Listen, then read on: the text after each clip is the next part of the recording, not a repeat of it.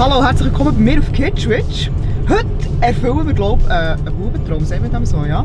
Der Adi Totoro, der kennt den vielleicht, der hat mal in einer Story gesagt, er will unbedingt, also sein Lieblingsauto ist Tesla, und ich gefunden so, hey, wir haben so einen Club im Garage. Frage ihn doch mal, ob er nicht Bock hat, mit mir Tesla zu fahren. Zuerst hat er mir zwar nicht so geglaubt, dass ich wirklich einen Tesla, also dass wir wirklich einen Tesla haben. Aber ja, er glaubt es jetzt gleich. Und jetzt gehen wir den mal holen und mal schauen, wie er es so fängt, mit so einem Gefährt herumzufahren.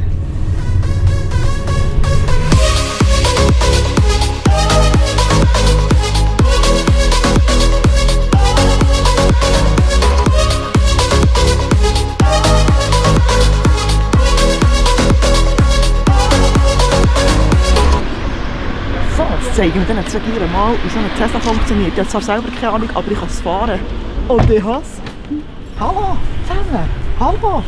Wir haben bei Insta geschrieben wegen dem Auto, jetzt sehen Sie es auch. Es ist ein Tesla X100D. Mach das Ding auf! Ich weiss selber nicht, wie es aufgeht, aber... Okay. Also. Die Tür habe ich leider nicht mehr. Und man kann in so einen Samichlaus-Modus einschalten. Und dann kommt eine penetrante Weihnachtslied. Das würde so gut passen, Weihnachtslied. Also nicht, dass du penetrant bist, sondern cool. Das ist dann so ein hoher Schlitten auf dem Display. Alter, ein Schlitten auf dem Display, wie nice ist das? Ich habe nicht einmal ein Display bei mir im Auto.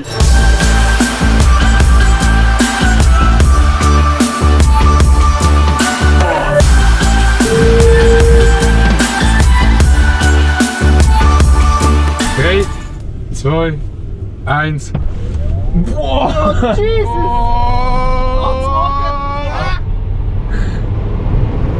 120. Wie schnell ist das? Shit, das ist cool. Am Anfang drückt sie einfach sau komisch in den Sitz rein. Es gibt einfach ein Easter Egg Menü, weißt du?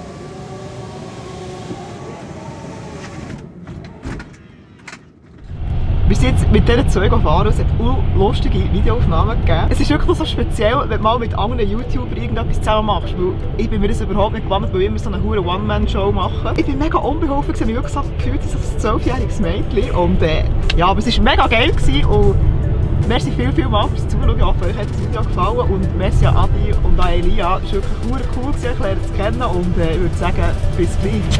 Tschüss zusammen!